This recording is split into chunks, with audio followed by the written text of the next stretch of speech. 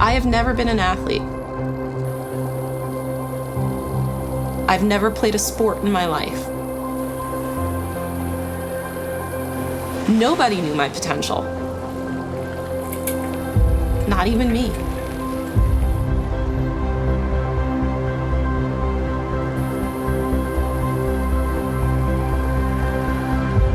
I was just a woman who got on her bike and happened to be strong.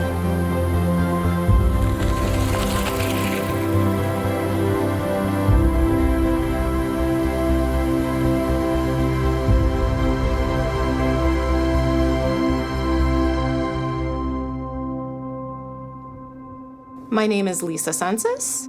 I have 2 boys. My oldest is Lewis, and my youngest is Edward.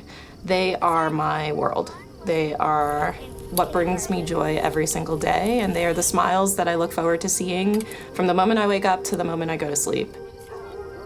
I tell people all the time that my goal in life is that I'm raising 2 gentlemen. I want my boys to know that they are strong, that they are smart, who I hope find their own path. I see 2 very different flames in my children, and my goal is to never do anything to put those flames out. But they did pronounce your last name wrong. They did pronounce, we have a very hard last name. What is your I fell in love with my husband when I was 16 years old. I found a man who is my soulmate and my partner, and we have been together since. I love Lisa's drive and self-motivation. She's also somebody that doesn't take no for an answer. She's not a passive person, which I personally draw strength from as well. My husband's way of getting healthy was, I'm gonna start cycling to lose weight. And he joined a local bike club. That's Daddy, go Daddy! I really loved how into it he was getting. And my husband, now being very fit and riding his bike quite often, would go for bike rides almost every weekend. And I did the one thing that I actually hated myself for the moment the last words slipped through my lips. And I turned to my husband one day and I said to him, you get to go for bike rides every weekend, and I'm here with the babies. So instead of, taking that, as a negative thing, I decided to try to spin it around to a positive and say, well, come join me. And I was like, okay. And so I went on a bike ride with him and I joined the group and I loved it. I loved the sense of community. I loved how nice everybody was and just the feeling of being on the road and pedaling in a group. This is great. Cycling has now become my passion, and it's because of how it makes me feel. It makes me happy. It gives me joy.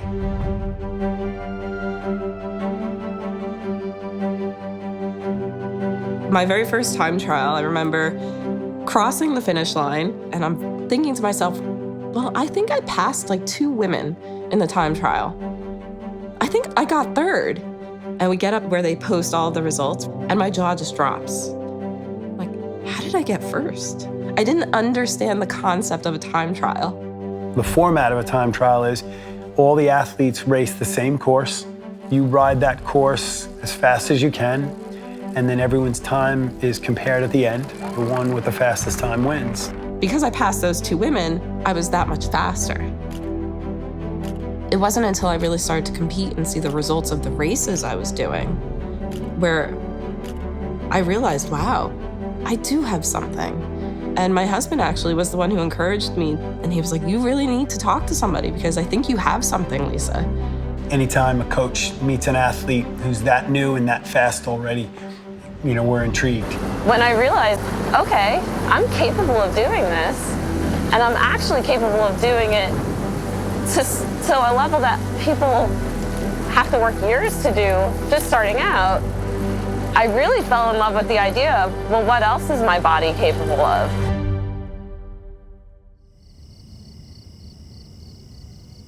You don't get to choose your family, right? I grew up in a hostile environment where there was a lot of arguing, a lot of screaming.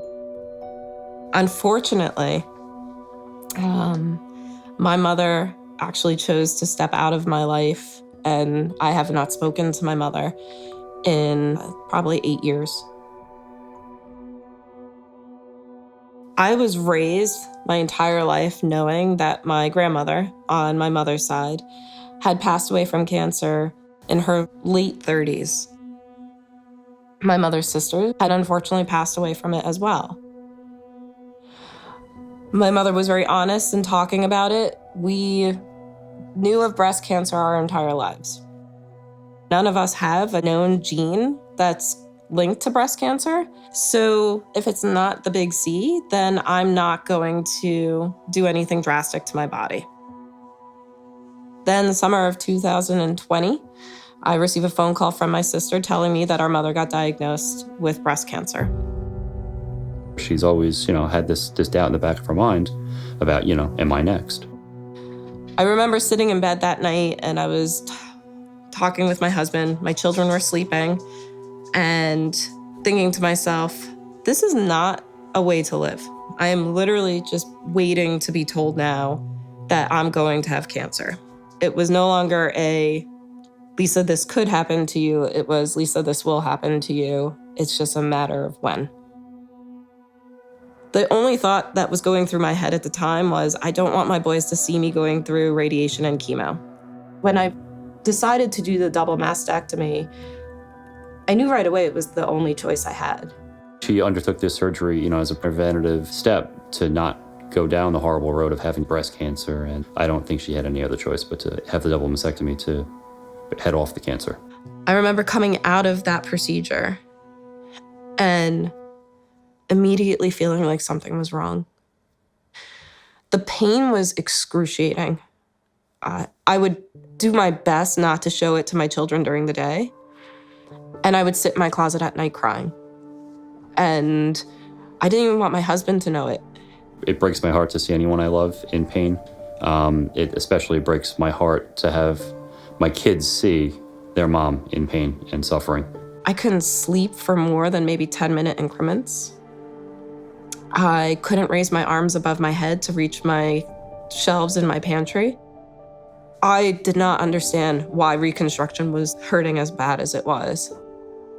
Every fear that I had going through this recovery became a reality. I'm not going to be able to be the mother I was. I am not the wife I was. I'm not the professional I was. I'm never going to be the athlete I was. I sought the help of others. I went for a visit with a breast surgeon. She made the recommendation of meeting with a plastic surgeon who she thought was the only plastic surgeon really capable of dealing with my case. I trusted Dr. Bank immediately. He took the time to get to know me, my family, my sport. He validated the pain that I was in, and he made me hopeful again. I heard what she was complaining of. I recognized it from other women that had similar situations. We've dealt with those things before, so I felt confident that at least we knew where to start. What Dr. Bank gave to me were the answers to the questions I was afraid to ask. So the traditional way of doing breast reconstruction at the time of the mastectomy put either a permanent implant or a tissue expander underneath the chest muscle. What can happen with time, that muscle can push the implants out of position. There's a constant feeling of tightness and stretching of the muscle and around the chest. Another component is pain associated with that, and I think it's worsened when additional tissues are disrupted when you do the reconstruction in the traditional way. What we do in that situation is we convert the implant to an above the muscle position versus under the muscle position. Because the muscle is now located where it's supposed to be, it can basically act the way it should. I came out of that surgery completely different. All of the excruciating pain that I had prior to that surgery, the stabbing pain that was radiating across my right rib cage, the stabbing pain that was going across my left shoulder blade, the aching pain that I felt in my collarbone, all of that pain was gone almost immediately. I do not have any pain. I can pedal, I can do anything. I am not restricted in any way. I contacted Coach Mike, said, listen, I'm ready to train. Let's start. He was smart enough because, of course, I probably would have jumped head first. Let's start by, testing the water. I did not want to rush anything. I wanted to make sure that I did this right because I didn't want to jeopardize anything. I started to do some events just to get my confidence. It was hard. I did not know what I was capable of doing anymore on the road. Once Lisa had a taste of success at cycling prior to the surgeries, it was never a doubt in my mind that she would try her hardest to get back to where she was, and it's really no surprise that she's stronger than she ever was. When I started working with my coach, he had me tested for my VO2. A VO2 is your body's ability to process oxygen. I get invited to go to Adelphi University and meet with a professor who does VO2 testing. Someone like Lisa was of particular interest to get into the lab because she really hadn't been an endurance athlete of any kind before she started riding her bike and immediately had an aptitude for it. We'll start at 100 watts, go up 25 watt increments, and give it your best shot. That's the name of the game. We'll encourage you as we go along. I get hooked up to a bike. They give me a breathing apparatus. At the bottom here, this is a split valve. They plug my nose. You can adjust it if you feel I haven't put it correctly. And I have to ride on a stationary bike. Every 3 minutes, they not only increase the power, but they also take a sample of blood. VO2 max test gives us a peek into what's going on inside the athlete's body. Lisa, how are we feeling on a scale of 1 to 10? 2? This is the number that most people focus on, VO2, volume of oxygen consumed. That tells us how much energy she's actually developing aerobically from the oxygen system. In the simplest terms, it basically measures your genetic potential, how well you picked your parents. There are going to be athletes that just by virtue of their genetics are going to be much faster, even if they're almost untrained. That's it, just focus on the effort, you got it. With her, it was of great interest to figure out kind of what that potential might be. Come on, keep going. A VO2 test is pushing your body to the extremes. You're going to go in there and you're going to do what your body's going to allow you to do in a very uncomfortable situation. Awesome test. I get my results, and turns out, all right, Lisa, you have a really high VO2. When we look at the gross measure, that VO2 increased significantly, right? A typical 38-year-old female, her VO2 max might be somewhere in the low 30s, mid 30s. When you're dealing with someone whose VO2 max is approaching 60, it's like night and day. Certainly as a time trialist, I think she's going to get a lot better this year. I fought the temptation to pick up the phone and say, hey, Mom, did you know that I have this VO2 that apparently comes from you? I reflect on when I was a kid, I watched her run and she was trying to be a police officer, and I was in such awe of the dedication that my mother had in pursuing that kind of career. I think a lot of my determination, my drive, came from her.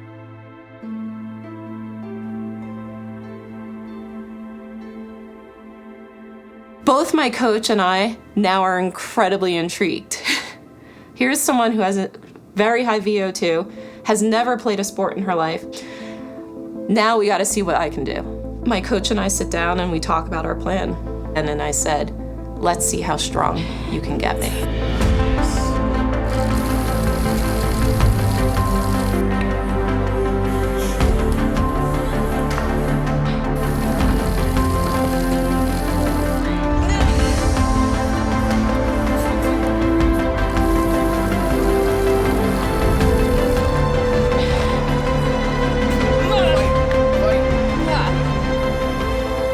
First big sign I saw that she was, back and better than ever was at the New York State Championships. So this is the New York State Time Trialing Championship. I'm looking forward to getting to the finish line. I had never participated in a 40K time trial race before. I was the fastest female on her time trial bike. I did 25 miles per hour for an hour. I got off that bike and I turned to my husband and I said, I am ready. I'm taking on nationals. Go don't miss your start time. Use lots of sunscreen, drink plenty of water. We're a mile above sea level at the best cycling town in the United States, Albuquerque, New Mexico, home of 2022 Master Cycling National Championships. I told Lisa I love you, how proud we are of her, and that no matter the outcome of the race, you've worked really hard. That pride you should feel no matter what. Everyone has had a struggle. Everyone has a story. Everybody has had to conquer a battle to get where they are.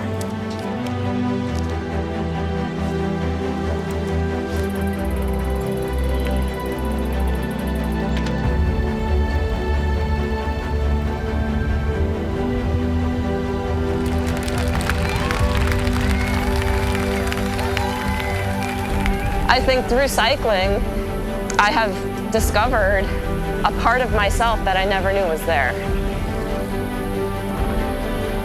A good cyclist is someone who is determined, dedicated, passionate, someone who is going to get out there and be willing to give it their all and really see what they're capable of.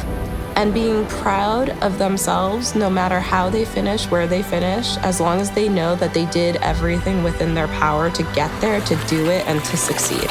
Your first finisher of the women's 35 to 39, Lisa Senses of Wontalk, New York, 57 minutes on the dot. I came in first place in my age category for the time trial. I won Masters National Championships in my age category. She was the only woman in the competition to go under 1 hour in the 40K TT. When I hit rock bottom and I was in my most pain and I wasn't able to sleep, and I would cry at night because of the pain, I never thought I could do this again. I went 8 months without being able to hold my arms above my head. Never thinking I could lean on my bike the way I do. And I've never done this before I even had my surgeries. So to see that I could do something like this after going through that is incredibly empowering. This is the best recovery I could have ever asked for.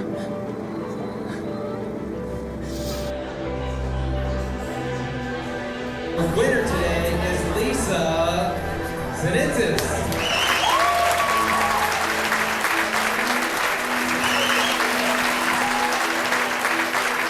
She is someone I am so proud of to call my sister, and I love to brag about her and tell people about her. She embodies what kind of person more people should be like, more people should strive for.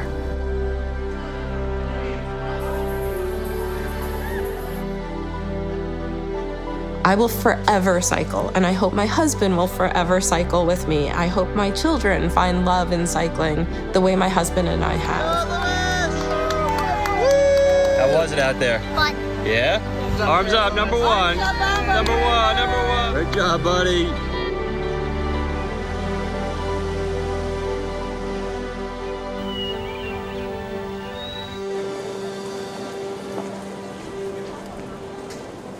I tell people all the time, I have no regrets. Everything that has happened to me, good, bad, whatever it is, has been a learning experience.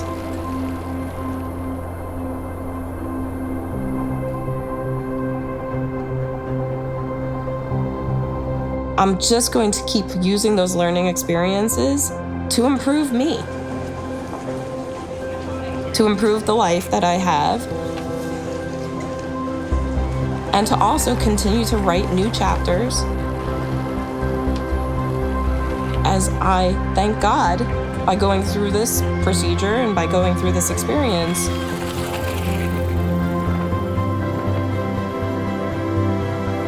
Have now given myself more time.